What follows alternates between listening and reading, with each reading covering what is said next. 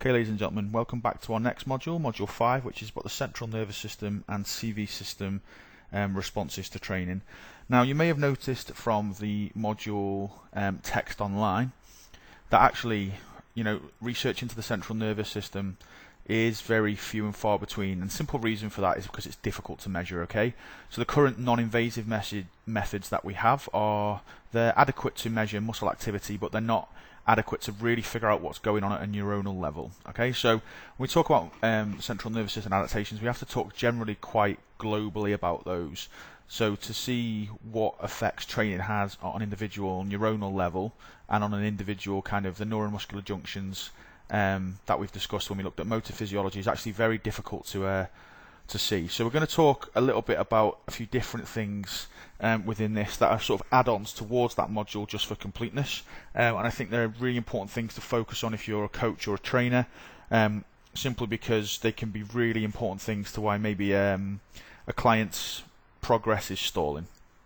Okay, so we're going to talk through what's going to go on in the video first today. So we're going to talk about central nervous system fatigue. We're going to talk about causes for what central nervous system fatigue is, some signs and symptoms for it, and prevention and recovery. Okay, now central nervous system fatigue fundamentally comes down to an imbalance in sort of neurotransmitters, almost a using up of those neurotransmitters, and it might not reflect itself in the same way that something like overtraining syndrome does. Okay, so overtraining syndrome is something that is a lot more through a lot of the systems of the body as opposed to just at a local level. So central nervous system fatigue isn't something that's obvious necessarily.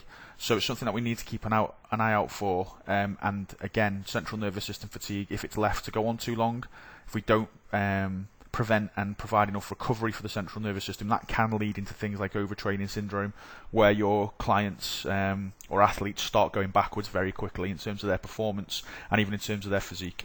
Okay, and then one thing that's not really covered very much in the module is cardiovascular adaptations to training. So we're going to talk a little about EPOC today, so I'll describe what that is, and I'm going to talk a little bit about the advantages of HIIT versus LIST training as well, and through that kind of highlighting what type of cardio that we might prescribe to clients or athletes. We're going to talk a little about gender differences as well. Now, I know most of you will know Neil from bodybuilding as well, so I'm going to talk about this from a bodybuilding perspective. So I'm not talking about athletes and that kind of adaptation. I'm talking about this simply from either a bodybuilding perspective or a fat loss perspective, in terms of people who are working with people who are trying to lose weight either for a physique competition or just for their general health. Okay, so we're going to look at it from that perspective there, as opposed to from the athletic performance. But the two do cross over, but that's the perspective we're going to look at it for us in this example here. Let's start with central nervous system fatigue. So what causes it?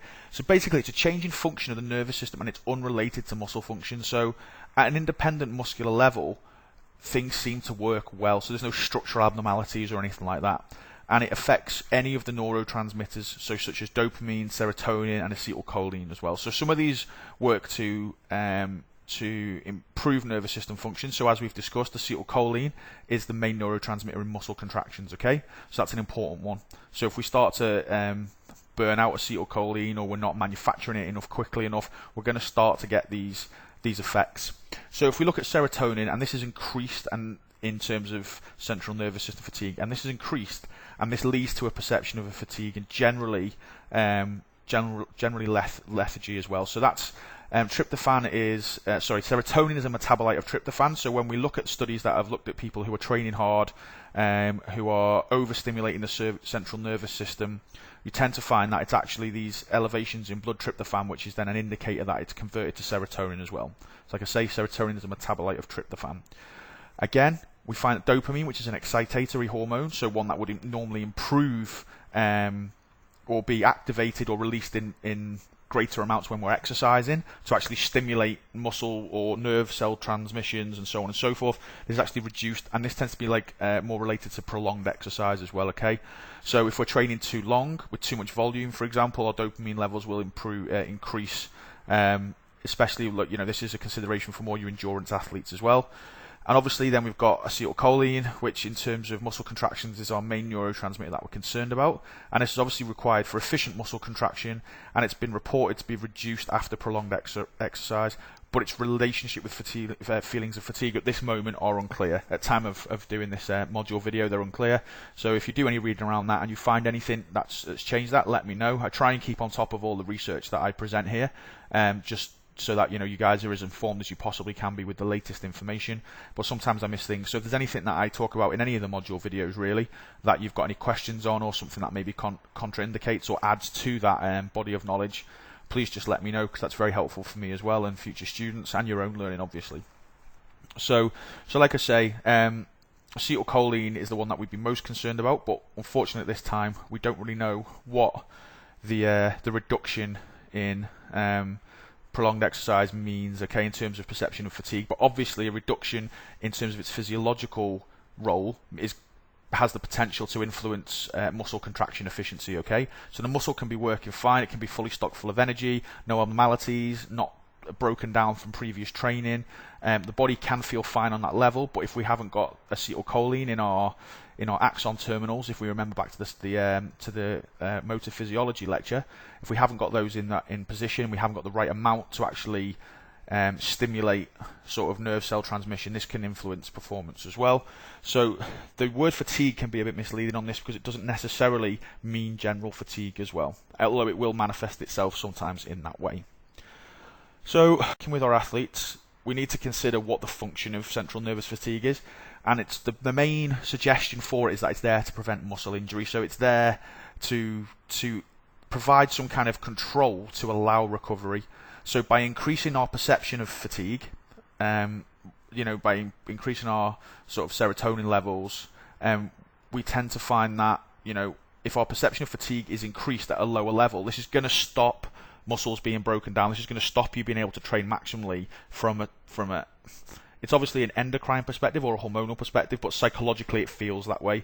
And this is comparable to other things as well. So our hydration levels can actually influence our perception of fatigue, as can like our regulation of temperature as well. So with things like irritability and so on and so forth, to increase the body temperature, we have mechanisms there that are in place to actually regulate our activity levels due to either too high a temperature or I guess too low a temperature, and also depending if you're dehydrated or not as well. So we have those inbuilt mechanisms to keep our body performing in a way that's going to prevent injury or sort of damage the cell, injury at a more sort of musculoskeletal joint level, but also at a cellular level as well.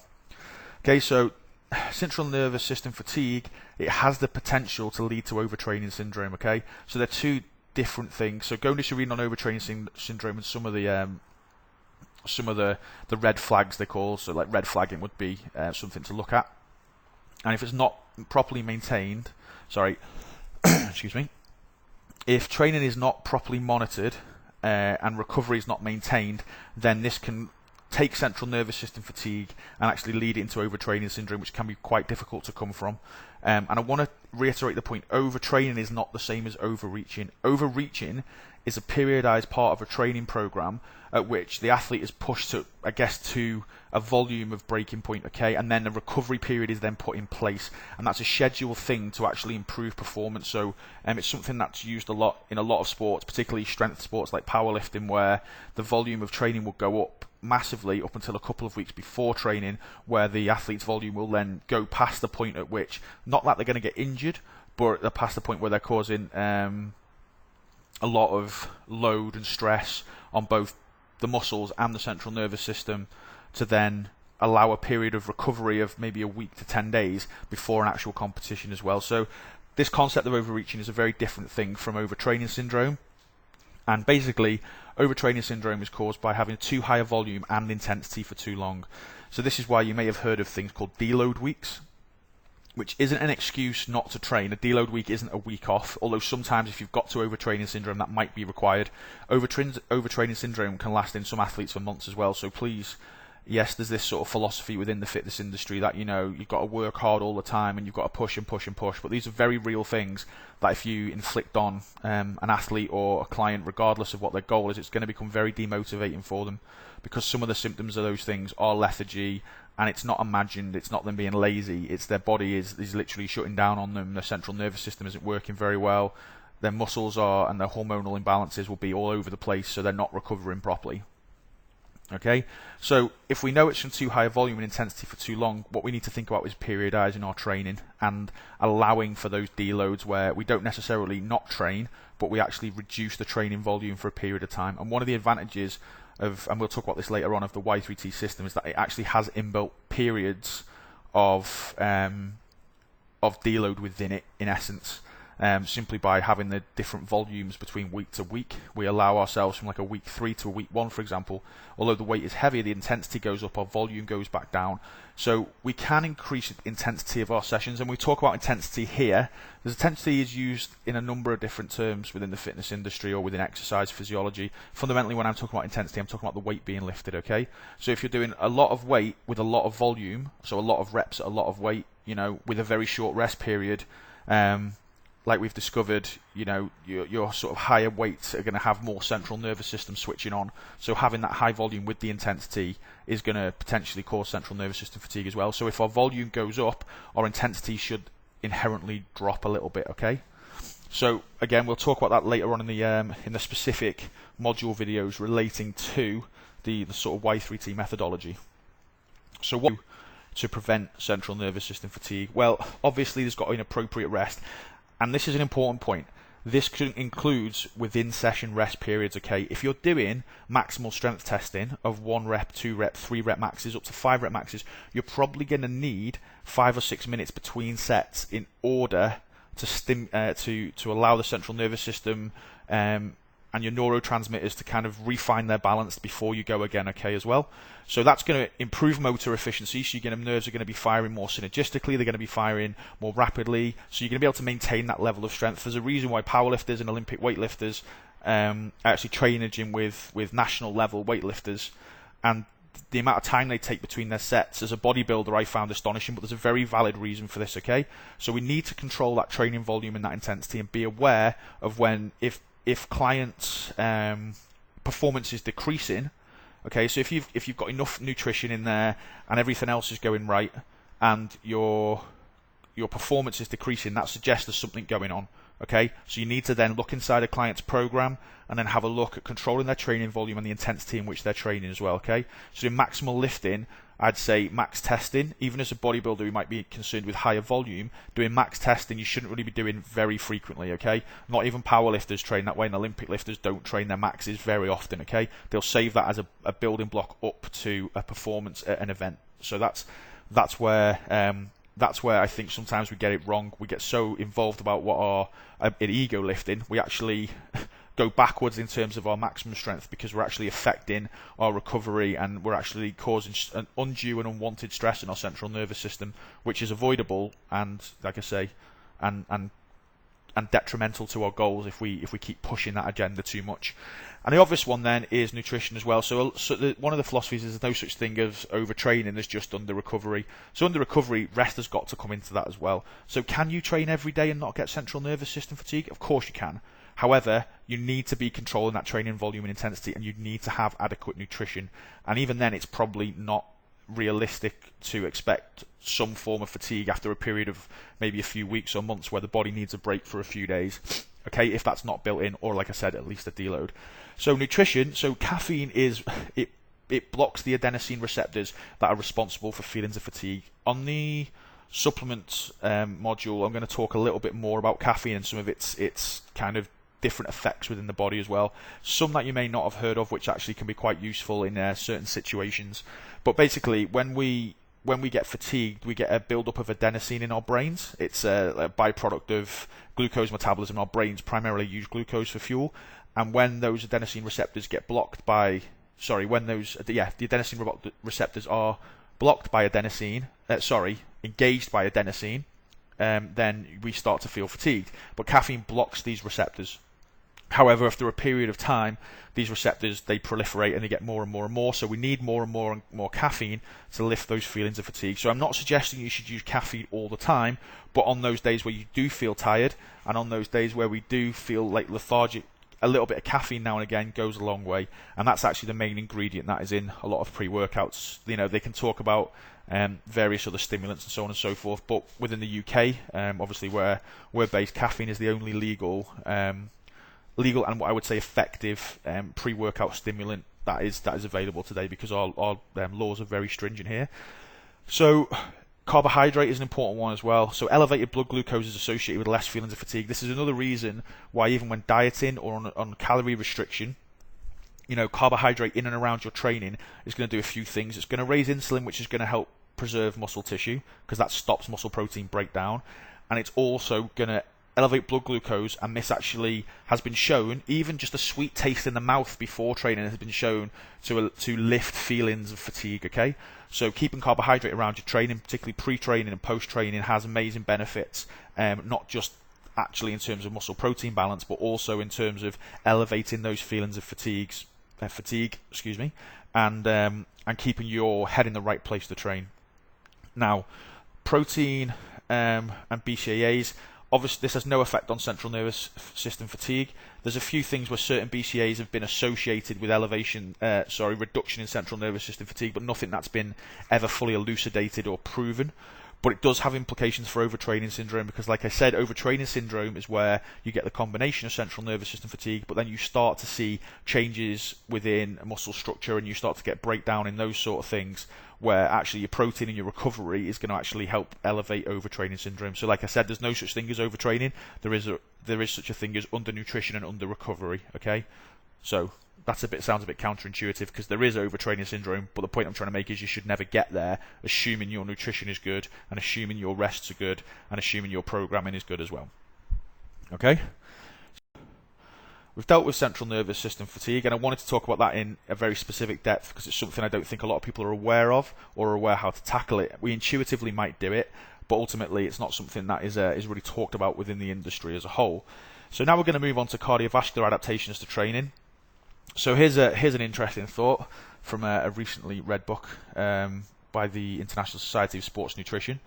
Is all exercise is ultimately aerobic. So when we perform anaerobic work, anything that we can oxidize glucose without oxygen, but ultimately any lactate that is produced as a byproduct of that reaction is either reconverted back to pyruvate, which is then converted to glycogen. So this process requires oxygen. So although initially we can't provide oxygen, ultimately the reaction is later on to reconvert our byproducts of anaerobic metabolism back to a usable form are aerobic. So ultimately all exercise is aerobic, okay?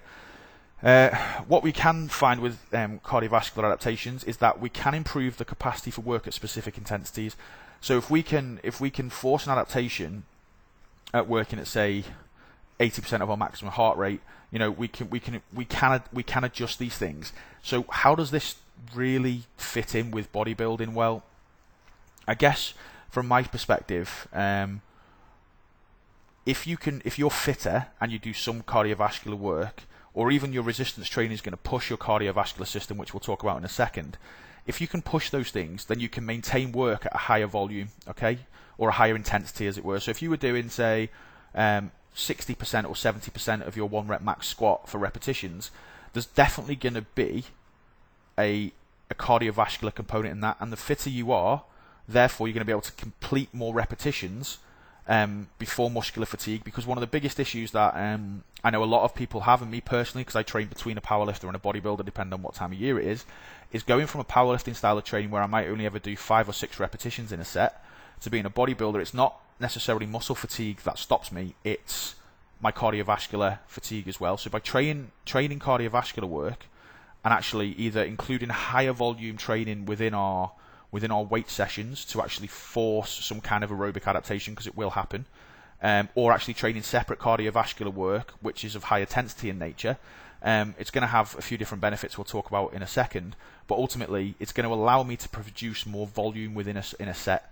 So if I can improve my, let's say my 10 rep max squat from 140 for 10 to 140 for 15, because I'm fitter, so I'm not gassing as easily, so I have the energy and I have the capacity to work at a higher intensity, my session volume is going to increase as well.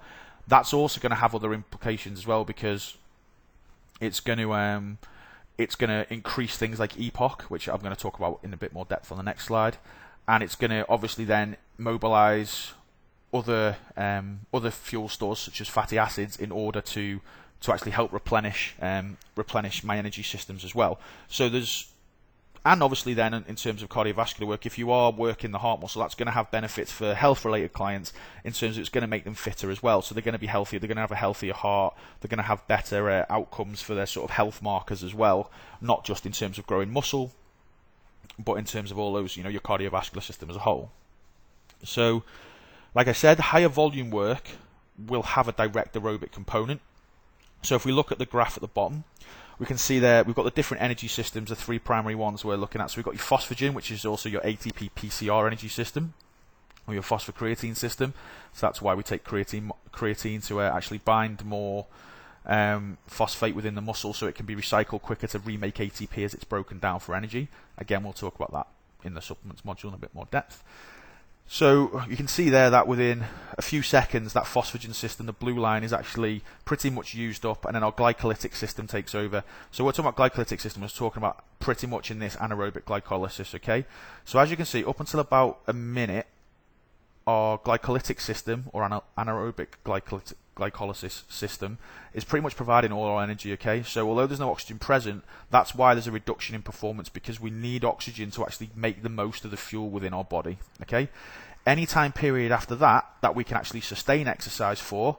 So if we look at, the glycolytic again, you can see after around about 90 seconds to, I guess, about 90 to 100 seconds within that graph, you can actually see there that our actually performance and total energy that can be provided for that is reduced, okay? So if we were trying to maintain that intensity, it's not going to be able to last that long. And then if we move on to the final one, which is our oxidative, so that can be oxidation of glucose or stored glycogen, and it can also be fatty acid oxidation as well. Then obviously that then goes up to the percentage of total energy, then takes over as we go on beyond the sort of 2 minute mark, the 90 second mark, and increases. If that graph was to go further, where we start to look towards minutes and hours, okay, you would find then that the actual oxidative system would go always up to like 100%, and that would happen when our liver glycogen and our muscle glycogen within the muscles we're using is actually depleted, okay? That's what in marathon and endurance running is called hitting the wall, and it's basically at the point where you run out of glycogen stores to maintain blood glucose levels, and then the body has to then switch to pretty much all fatty acid oxidation, so you get this kind of switching over of energy.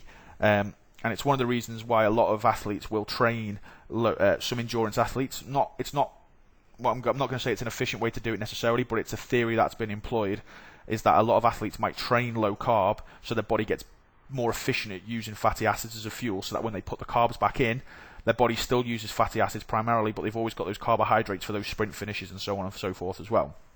So how does this relate to our training? Well, obviously, we're going to use some phosphagen in our phosphagen system, simply because we're going to do something explosive. So if we're doing 1 or 2 rep maxes, we're going to do that. But even if we're going to do longer sets, there's going to be some element of that within there, okay? So the glycolytic system is fundamentally what we're talking about for most resistance training movements. So if we looked at a set of, say, 6 repetitions, and we were doing a 3-second eccentric, 1 second concentric, with a slight pause at each bottom. So let's say we were talking at 5 seconds of repetition in total, and we're doing 6 repetitions. We're talking 30 seconds of activity for 6 repetitions. For 10 repetitions, we're talking 50 seconds of activity. So you can see, if you look on the curve, that we're right in that zone where our glycolytic system is taking over. Okay. Now, one of the reasons why we like the Y3T methods and is due to this being in this zone, in this sort of anaerobic zone, but also it will push you, sort of the week 2s and week 3s will definitely push you into this kind of borderline between this glycolytic and this oxidative zone here. So you are going to be putting a lot more stress on your energy system. So not just in terms of you're going to use up glycogen like you would do in typical bodybuilding, but your body's going to have to start becoming efficient at using fatty acids for fuel, because you're going to be working in those training zones, and especially in a week 3 where you might be only doing, say, 1 second concentric, 1 second concentric, 1 second eccentric with slight pauses, so say maybe 3 seconds of repetition, but you might be doing 50 plus repetitions in a set. So you're looking at maybe 3 seconds, so you're looking at 150 seconds there. So you're going to be pushing your body right into those areas. So I guess the real question is that going to build muscle at those higher intensities? Well, yes, as long as our weights are high enough. So within the modules, we talked about the percentage of 1 rep max, so our intensity, to actually build muscle. So as long as we're over 60% of our 1 rep max, most of the research indicates that's enough to grow muscle. Even some research has suggested even lower, but generally within those ranges, you're going to be stimulating muscle fibers enough to grow, but actually you can still get a good cardiovascular workout from it. And that's got benefits because that's going to increase your EPOC, okay? Especially at those higher intensity activities. And EPOC is excess post-exercise oxygen consumption, okay? This is also known as oxygen debt.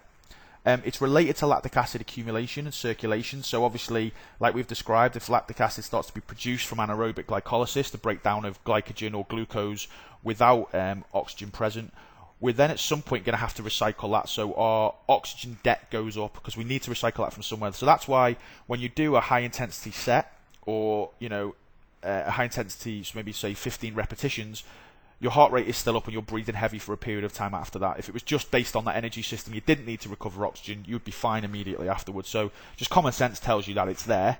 But why is it important? So it's important, obviously, like we've said about 4 times now, from the conversion of lactic acid back to pyruvate, which can then be either stored or then recycled for use of energy within that cell for the next set of exercise or the next exercise.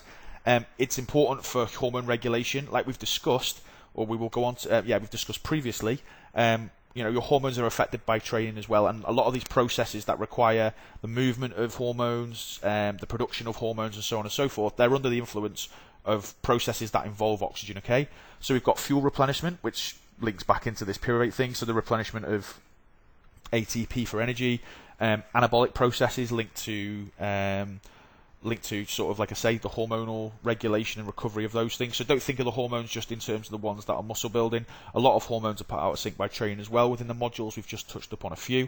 And obviously repair and recovery, those processes of building proteins and rebuilding muscle, and so on and so forth. And the other structures that your body gets put under stress, bones for example, those processes generally require oxygen for energy to repair those, okay?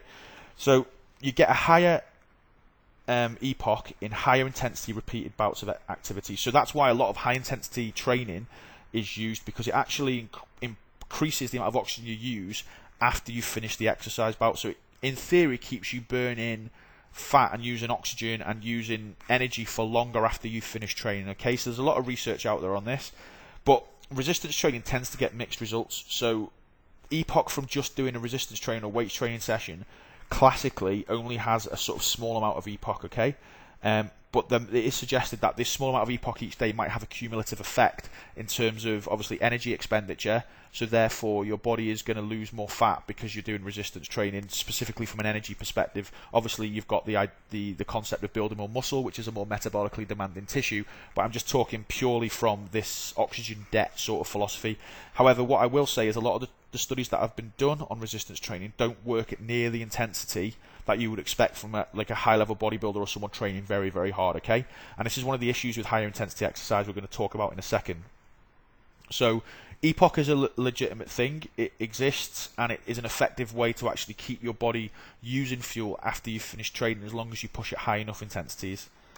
So this leads us on to HIIT, because obviously HIIT training is designed fundamentally to stimulate EPOC. It's designed to give you short, sharp bursts of exercise, which then have a carryover effect and keep your metabolism raised for a period of time afterwards. Other benefits of HIIT is because it mimics strength training, in the sense that if we think about strength training, it uses sort of similar length training periods with similar length recovery, okay? We get similar sorts of things like improved insulin sensitivity, which we talked about with resistance training, okay?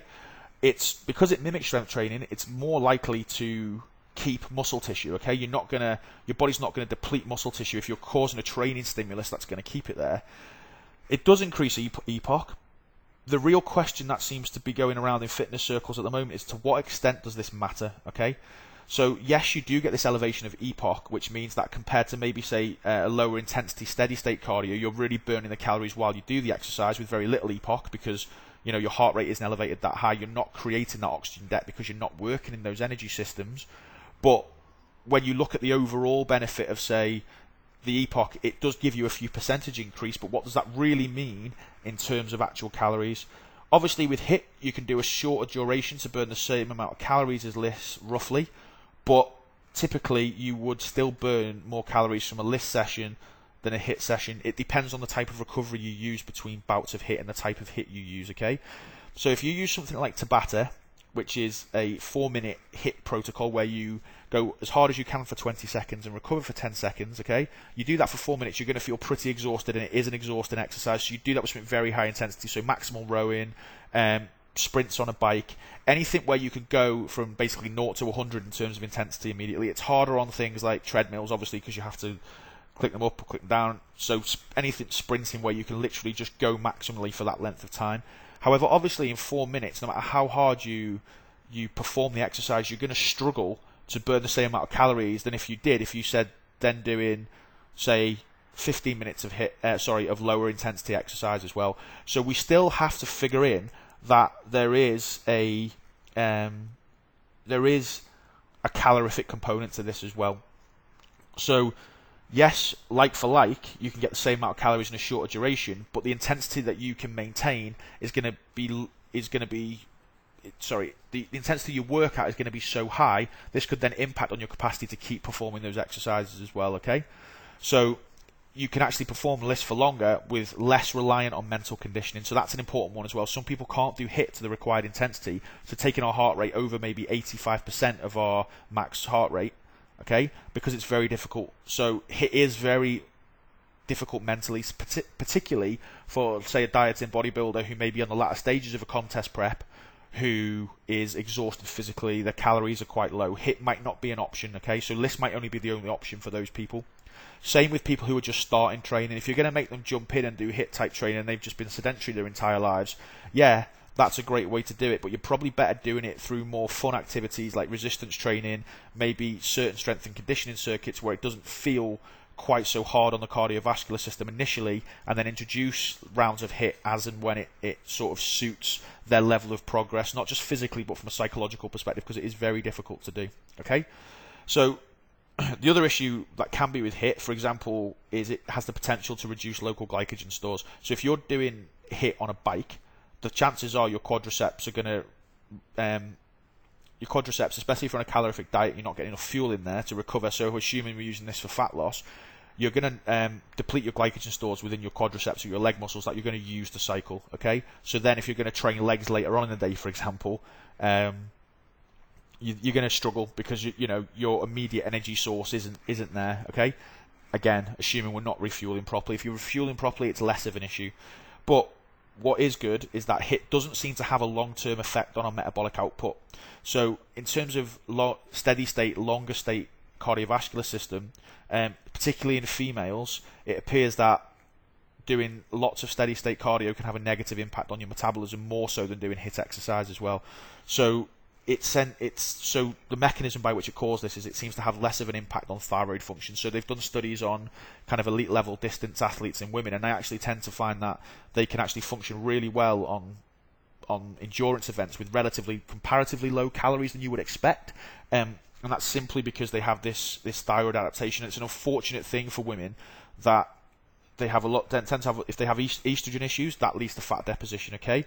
So it's one thing that can be a problem. If women aren't losing weight, it can be that their estrogen is elevated. So if you have any issues with anything like that, where someone's struggling to lose weight, go and get their blood work done. You can't guess that stuff. There are some clues about where women hold their fat. So if they tend to hold their fat on their hips, like right out on their hips and their lower stomach, it could be estrogen.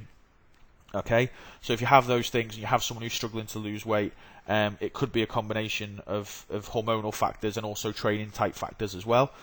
So HIIT is something I would massively recommend for women in particular, more so than lifts, or at least build it in with lifts. So the HIIT is the actual active component, and the lower intensity stuff is just used to kind of as the recovery process, okay, between those bouts of HIIT. But I wouldn't use just lifts on its own. Hours and hours of steady state cardio is going to destroy metabolism, and it's also going to destroy metabolism, and it's potentially going to lead to muscle loss as well, like we've just discussed, because it's not the same training stimulus, although that's far from conclusive. But I'd rather err on the side of caution than potentially cause some damage to a client, okay? So let's just move on to lifts now. So like we've said, lifts has its advantages because it has it's less reliant on mental conditioning, and compared to HIIT, there's increased blood flow to stubborn areas. So because you're doing lower intensity, fat is going to be your primary fuel source, okay? You're going to oxidize fat. more effectively because you're working at lower intensities, like we've just showed on the energy curve.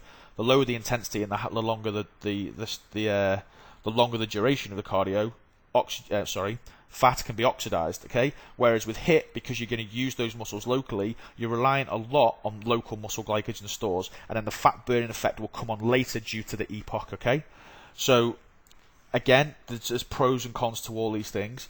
LISS obviously is suitable for injury and health issues in some populations. If someone's got a heart condition and they're looking to get fitter, obviously you can't make them do HIIT.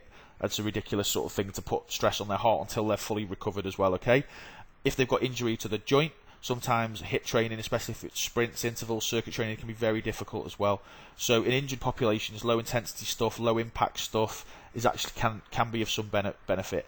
And like I alluded to before, you have the potential to burn more calories in a session because you can, although you've got a lower intensity of, say, your VO2 max or your maximum heart rate, you're at a lower intensity, but that intensity can be sustained for a longer time because you're using your body's main fuel reserves, which is fat, as opposed to its more limited fuel resources such as glycogen. Okay, so it's because it doesn't elevate your heart so hard, it just puts less stress on your body, so that stress is less likely to cause the mental fatigue that then is going to reduce your performance. So you can actually, a 50-minute HIIT session will burn more fuel than, say, a 50-minute LISS session will burn more fuel than, say, a 15-20-minute HIIT session, but the HIIT session will feel harder, okay? So it's less efficient in that sense, but you do have the potential to burn more calories. And obviously recovery is easier, so you don't have to worry about glycogen depletion. You don't have to worry about, causing stress to the muscles. So, you can recover more frequently, and it's probably going to have less of an impact on your resistance training from that sense as well. And for sort of sedentary populations just starting out in exercise, it doesn't require a base level of fitness. Anyone can do some form of LISS without it being taxing mentally and physically as well. Unfortunately, though, the body does appear to easily adapt. This leads on to what I was saying about women before. The body becomes more efficient at using fuel with a lot of LISS, okay? So, it's always a trade-off between these two things, and that's why most trainers will use a combination of these two components. So you'll get your HIIT, which actually increases mitochondrial density, so your body can use fuel more effectively, but almost less efficiently. But then you'll combine that with the LISS for your recovery and for the potential to actually increase the calorific deficit, okay? And that's why very low intensity steady state, so I'm talking about steady state that doesn't get your heart rate much above maybe 50, 60, 60% before you start getting into the classic steady state ranges. So just going for a stroll is actually a really effective tool to increase calorie output as well. So there's also a concept called NEAT as well, which is non-exercise activity. I forgot what the T stands for. Thermogenesis? I might be wrong. Check what NEAT stands for as well. So it tends to be like the movements that you do day to day as well. So if people are strolling to work and they're strolling back, making sure they use the stairs instead of using an elevator or a lift, things like this actually add up cumulatively throughout the day, which means that they have to do less LISS cardio or less cardio, because if you can change their lifestyle habits in terms of that, maybe make them walk to work more often than use the car, or even cycle, and little simple like lifestyle modifications, get into the habit of going for a morning walk or an evening stroll, can make a big difference to someone's physique without them necessarily thinking they're doing cardio, because cardio can be quite demanding, either from the HIIT perspective or the fact of being on one piece of equipment for 50 minutes to do LISS, for example, is also very mentally daunting as well. So I've tried to give a balanced viewpoint of that, and like I say, most people will use a combination of those two things. So they might use HIIT on the days they're not doing big heavy compound work. They might use LISS on those days just for the extra calorie burn, depending on how their muscles feel. Okay, so as per usual, our bright white screen means we've come to the end of our module video. This one was relatively short and sweet, but in terms of modules, it was always going to be, because like I say, the lack of research to really get into the nitty-gritty of things is missing at this moment. Hopefully there's been some ideas there, and maybe it's opened your eyes up to some different concepts with the idea of using different strategies. And now you've sort of seen how resistance training can be used to actually improve cardiovascular functioning as well. So that's a really big component that we like to push with Y3T. I know it's something Neil's a massive advocate of, is actually putting that intensity into your training, particularly your week 2s and your week 3s, if you're going to use this style of training, because you're going to get those cardiovascular adaptations, so you're going to be healthier, you're going to use more fuel, which is going to allow you to either keep your body on more calories and stay leaner, or when you're trying to initiate fat loss, you can simply, by using these sort of protocols at these kind of intensities, you're going to be able to lose weight at higher calories without having to cut food as quickly than you might do using some others, and also has the advantage of maybe having to use less cardio as well. So, like I say, the harder you can train in your training sessions with the intensity in terms of lower rest periods, in terms of higher volume, pushing your cardiovascular system, it's going to have advantages all round. Okay, so thanks for listening, and you will hear from me next time you click play.